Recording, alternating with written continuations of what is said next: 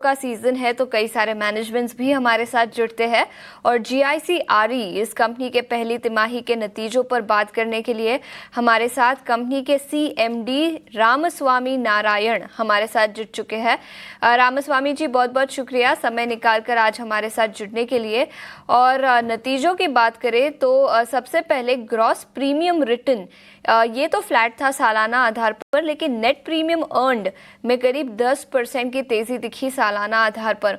क्या आप हमें बता पाएंगे कौन से फैक्टर्स थे जिसके चलते ये तेजी रही? अगले कुछ क्वार्टर्स के लिए ग्रोथ ट्रैजेक्टरी किस तरह की नजर आएगी अगले कुछ क्वार्टर्स और पूरे साल FY26 के लिए? जी, तो ग्रॉस प्रॉफिट तो फ्लैट है इस क्वार्टर में कंपेयर टू लास्ट क्वार्टर, लेकिन एक्चुअली ये दोनों क्वार्टर्स उतने कंपेरेबल नहीं है, क्योंकि लास्ट ईयर के जो क्वार्टर फर्स्ट क्वार्टर थी उसमें लॉन्ग टर्म पॉलिसीज की अकाउंटिंग अलग थी। जिस क्वार्टर में प्रीमियम बुक होता था उसी क्वार्टर में उसे लिया जाता था, लेकिन अक्टूबर में IRDA ने अकाउंटिंग में चेंज कर दी कि लॉन्ग टर्म पॉलिसीज जो है उसे 1/n मेथड में ट्रीट किया जाएगा, कि जो प्रीमियम आती है उसको अक्रॉस द इयर्स जितने साल के लिए वो पॉलिसी लिया गया है उतने साल में उसे अपोर्शन किया जाएगा। तो वो हिसाब से ऑब्वियसली इस क्वार्टर में जो प्रीमियम बुक हुए हैं लॉन्ग टर्म पॉलिसीज के, वो अगले सालों में भी दिखाई देगी, तो इसलिए इस क्वार्टर में थोड़ी कम है, तो वो हिसाब से वो फ्लैट दिख रही है। लेकिन वैसे तो हमने ग्रोथ किया हुआ है और हमारा यही उम्मीद रहेगा कि इस साल में भी जैसे लास्ट ईयर हमने 10.7% से ग्रो किया था, तो इस साल भी हम कुछ 9 से 10% की ग्रोथ जरूर दिखाएंगे। मार्जिन्स भी काफी अच्छी हैं, लॉस रेशियो स्टेडी है और कंबाइंड रेशियो हमारे कम हुए हैं, तो उस हिसाब से ग्रोथ रहेगी और ये जो ग्रोथ है वो प्रॉफिटेबल रहेगी, मार्जिन्स बेटर हो जाएगी। एक टारगेट कंबाइंड रेशियो अगर हम देखें पिछले तिमाही में तो लगभग 106% के आसपास का आंका गया था, आप उसके काफ़ी बेहद करीब आ गए हैं। अब इसके पीछे कौन कौन से फैक्टर्स जो कि इस बेहतरी और इम्प्रूवमेंट के पीछे जिम्मेदार हैं, अगर आप उसको गिना पाएँ, और साथ ही क्या आप इसी तरह के रेशियो गाइडेंस को बरकरार रखते हैं या किसी भी तरह का बदलाव आउटलुक में आप देख रहे हैं? तो लास्ट ईयर हमने कंबाइंड रेशियो हमारा 108.8 था, तो हमने कहा था कि अराउंड 2% हम कम करेंगे और मोर और लेस उतना हम जरूर करेंगे। इस बार शायद 107 के आसपास आ जाएंगे और वो हमने ऑलरेडी ये क्वार्टर में अचीव कर लिया है। हमारा अंडरराइटिंग काफी अच्छा रहा है, जो हमारे फॉरेन बुक है वो काफी प्रॉफिटेबल हो रहे हैं, जो पहले लॉस मेकिंग थे अब प्रॉफिटेबल हो रहे हैं। डोमेस्टिक बिजनेस काफी अच्छी लग रही है और लॉसेस होते हुए भी हमारे लॉस रेशियोस मेंटेन हो रहे हैं। टोटली अंडरराइटिंग जो लॉस है वो कुछ 30% से इस क्वार्टर में कम हुए हैं। तो ओवरऑल मार्जिन्स अच्छे लग रहे हैं, परफॉर्मेंस अच्छे लग रहे हैं, जो बिजनेस हम लिख रहे हैं वो काफी अच्छे हैं। तो आगे चल के ग्रोथ भी होगी और प्रॉफिटेबिलिटी भी इम्प्रूव होगी, ये हमारा मानना है। ठीक है, तो ग्रोथ और प्रॉफिटेबिलिटी इंप्रूव होती हुई नजर आएगी, ये आपका नजरिया फाइनेंशियल्स पर। लेकिन इसके अलावा एयर इंडिया अहमदाबाद एक्सीडेंट जो 12 जून को हुआ था, उसका किस तरह का इम्पैक्ट बुक्स पर दिखा है? कुछ प्रोविजंस जो आपने किए हैं, और अगर आप हमें बता पाए उसका एस्टिमेटेड लायबिलिटी प्रोविजन किस तरह का नजर आएगा? जी, एयर इंडिया का जो मार्केट में फिगर्स है थोड़ी सी डाइवर्स हैं। कुछ लोग समझते हैं कि वो शायद 200 से 250 मिलियन के बीच में होने चाहिए। हमें ये लगता है कि इसकी लॉसेस अराउंड 400 से 450 मिलियन होने की संभावना है। और मैं सिर्फ ये एयर इंडिया की फ्लीट पॉलिसी की बात नहीं कर रहा हूँ, क्योंकि जो कि ये इंटरनेशनल फ्लाइट थी तो इसमें ट्रैवल पॉलिसीज इन्वॉल्व है, इशू हुए हैं, तो उसमें लॉसेस आएंगी। पर्सनल एक्सीडेंट कवर्स में लॉसेस आएंगी और लोगों ने लाइफ इंश्योरेंस पॉलिसीज लिए होंगे, उसमें लॉसेस आएंगी। मरीन इंश्योरेंस पॉलिसी अफेक्ट होंगी तो उसमें से भी लॉसेस आएंगी। प्लस जो एयर इंडिया की जो फ्लीट कवर है जिसमें हल कवर्ड है तो उसके कुछ 125 मिलियन है, प्लस लायबिलिटी कवर है जो पैसेंजर्स को पे करना होता है। प्लस इस केस में अनफॉर्चुनेटली जो प्लेन क्रैश हुई तो वो जो बिल्डिंग में क्रैश हुई वहां पे डॉक्टर्स थे, तो वहां पे भी थर्ड पार्टी लायबिलिटी सब्सटेंशियली होगा। तो ये सब मिला के हमको तो लगता है कि अराउंड 400 से 450 मिलियन की लॉसेस होने की संभावना है। और उसके बेसिस में हमने हमारे बुक्स में प्रोवाइड किया है। जीआईसी का 5% शेयर है ये फ्लीट में, और वो हिसाब से हमने एयर इंडिया का जो लॉस है उसके लिए प्रोवाइड किया है। थोड़ा सा प्रोडक्ट मिक्स और इसमें जो शिफ्ट दर्ज हुआ है उस पर बातचीत करना चाहते हैं। फायर सेगमेंट की बात करें, यहाँ पर कमजोरी लगभग 4% की, हेल्थ में लगभग 3% की, एग्री सेगमेंट में यहाँ पर हमने थोड़ी सी बढ़त लगभग 9% के आसपास दर्ज होती हुई देखी है। लेकिन अब सवाल आपसे ये है कि ये जो प्रोडक्ट मिक्स है, क्या इसमें किसी भी तरह का सुधार और बदलाव, और इसी के साथ साथ margin contribution in each segments में, हर एक सेगमेंट में से आप कहाँ जाता हुआ देख रहे हैं?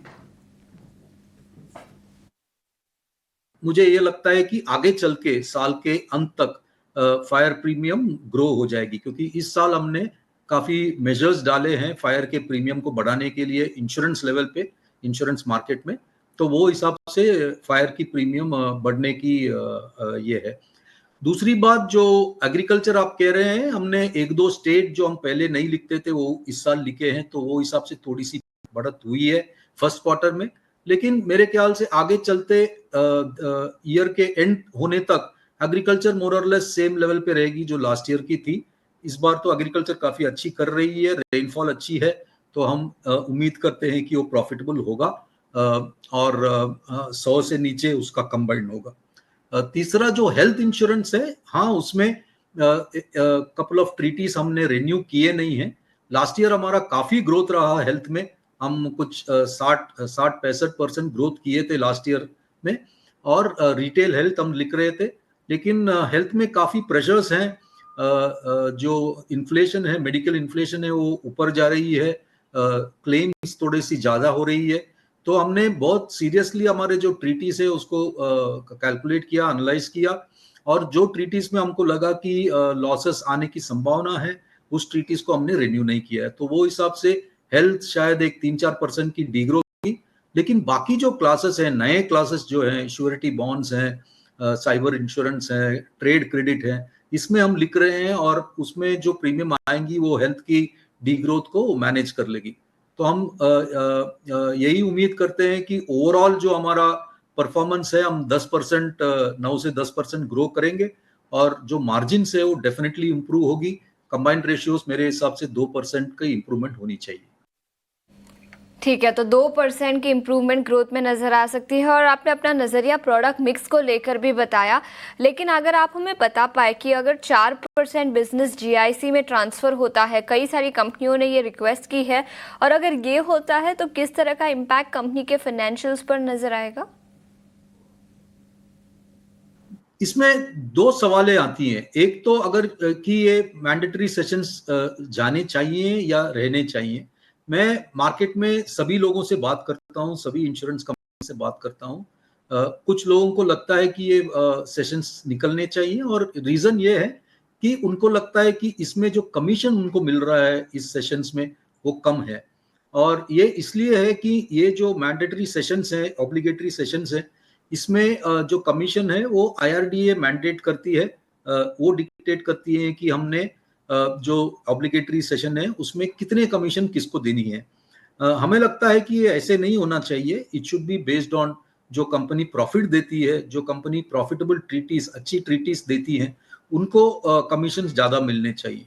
और अगर मेरा मानना यह है कि अगर हम वो कर सकते हैं कि कंपनीज के परफॉर्मेंस के बेसिस में उनको अगर कमीशंस दें ऑब्लिगेटरी सेशंस के लिए, तो फिर मेरे ख्याल से किसी को ये कंप्लेंट नहीं होगी। और मैं ये कंटिन्यूसली लोगों के साथ मॉनिटर करता हूँ, बातें करता हूँ, और ये मार्केट में यही फीलिंग है कि ऑब्लिगेटरी सेशंस जो है वो कंटिन्यू होनी चाहिए, क्योंकि एक ऑटोमेटिक कैपेसिटी है, नई कंपनियां आ रही हैं, नई क्लासेस ऑफ बिजनेस हम लिख रहे हैं, तो उसके लिए एक ऑटोमेटिक कैपेसिटी होना बहुत जरूरी है, और ऑब्लिगेटरी वो कर सकती है।